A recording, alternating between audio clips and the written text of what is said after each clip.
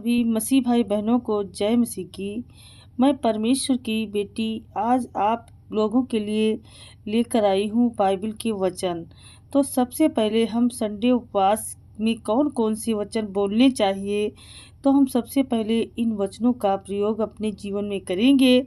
उसके बाद हम प्रार्थना करेंगे। तो मेरे प्यारे मसीह भाई बहनों, आप लोग चिंता ना करिए, क्योंकि आज जितने परमेश्वर के वचन को पढ़ेंगे संडे उपवास में, तो उनकी सारी इच्छाएं पूरी होंगी। तो सबसे पहले हम वचन नंबर 1 लेकर आए हैं। यशायाह की पुस्तक 58:6 में लिखा है, क्या यह वह उपवास नहीं जो मैं चाहता हूँ कि तू अन्याय की बेड़ियां खोल दे और सब जुओं को तोड़ डाले। इसका अर्थ है सच्चा उपवास केवल भूखा रहना नहीं, बल्कि बुराई छोड़ना, क्षमा करना और दूसरों को स्वतंत्र करना है। तो मेरे प्यारे मसीह भाई बहनों, अब हम चलते हैं दूसरे वचन की ओर। एयल की पुस्तक 2:12 में लिखा है, तो भी अब भी यहोवा की यह वाणी है, उपवास, रोने और विलाप के साथ मेरी ओर फिरे। इसका अर्थ है उपवास, पश्चाताप और पूरे मन से परमेश्वर की ओर लौटने का समय है। अब हम तीसरे वचन की तरफ चलते हैं। भजन संहिता 35:13 में लिखा है, मैंने उनके लिए उपवास करके अपनी प्राण को दीन किया है। इसका अर्थ ये हुआ मेरे प्यारे मसीह भाई बहनों, उपवास विनम्रता और दूसरों के लिए मध्यस्थता का प्रतीक है। अब हम चौथे वचन में चलते हैं। लिखा है मत्ती का सुसमाचार 6:17-18 में लिखा है, जब तू उपवास करे तो अपने सिर पर तेल लगा और अपना मुंह धो। इसका अर्थ हुआ ये उपवास दिखावे के लिए नहीं, बल्कि परमेश्वर और उनके बीच का गुप्त संबंध है। अब पांचवें वचन में चलते हैं। प्रेरितों के काम 13:2 में लिखा है, जब वे उपवास और प्रार्थना कर रहे थे तो पवित्र आत्मा ने कहा। इसका अर्थ है उपवास आत्मिक दिशा और बुलाहट को स्पष्ट करता है। तो परमेश्वर की ओर हम सब अपना मन फिराएं और प्रभु की प्रार्थना करें। छठा वचन लिखा है, इज़रा की पुस्तक 8:23 में लिखा है, वचन जो हमने उपवास करके अपने परमेश्वर से यह प्रार्थना की और उसने हमारी सुनी है। इसका अर्थ है उपवास के साथ की गई प्रार्थना सुनी जाती है। यानी कि जब उपवास हम करके प्रार्थना करते हैं, रोते हैं, विलाप करते हैं, तो परमेश्वर हमारी प्रार्थना को सुनते हैं।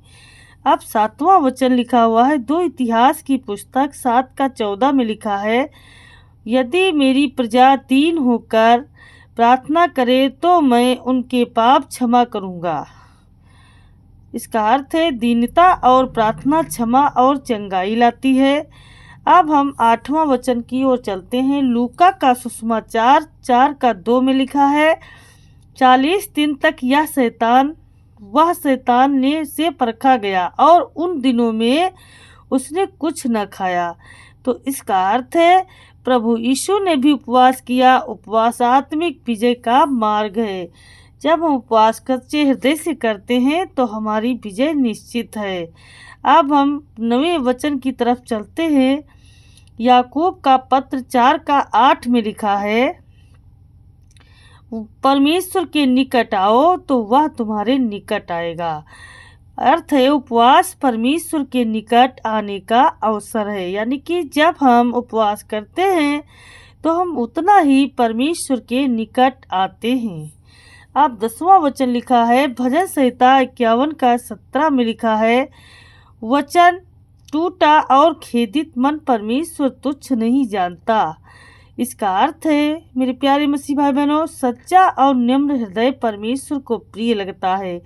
जब हमारा हृदय साफ होता है, मन साफ होता है, सच्चा होता है, तभी हम परमेश्वर के प्रिय पुत्र कहलाते हैं। हालेलुया। अब हम चलते हैं मेरे प्यारे मसीह भाई बहनों, जितने लोग आज परेशान हो, सभी लोग अपनी आंखें बंद करो और प्रार्थना को रिसीव करो शांति से। ही स्वर्गीय पिता, आज इस पवित्र रविवार के दिन मैं उपवास और प्रार्थना के साथ तेरे चरणों में आती हूँ। प्रभु, मैं अपना शरीर, मन और आत्मा तेरे हाथों में समर्पित करती हूँ। हे प्रभु यीशु, मेरे जीवन की हर अशुद्धि को धो दे। यदि मुझसे जाने अनजाने में कोई पाप हुआ हो तो मुझे क्षमा कर। मेरा हृदय नया कर, मेरी आत्मा को शुद्ध और साफ कर दे। पवित्र आत्मा मेरे अंदर वास कर, मेरे विचारों को बदल, मेरी वाणी को पवित्र कर, मेरे कर्मों को धार्मिक बना। प्रभु, मैं अपने परिवार को तेरे हाथों में सौंपती हूँ। मेरे बच्चों को बुरे सपनों से बचा, उनके मन को शांति दे, उनके हाथों के कार्य सफल कर।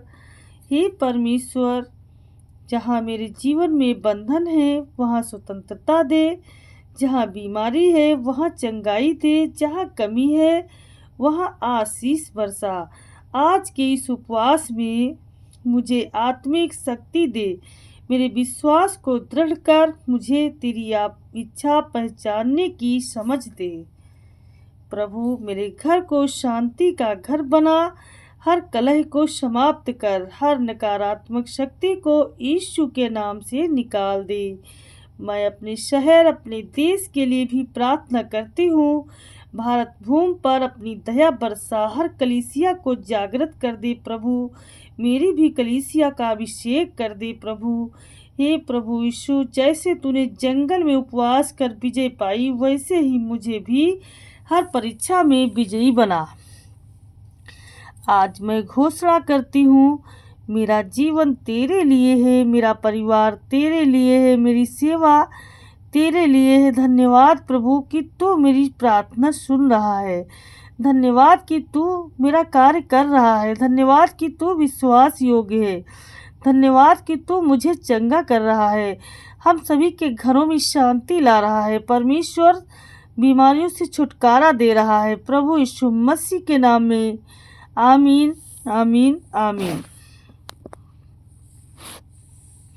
मेरे प्यारे मसीह भाई बहनों, आप लोग चिंता ना करें, इस वीडियो को शुरू से लेकर के लास्ट तक जरूर सुने, क्योंकि ये आपके जीवन के लिए बहुत लाभदायक है।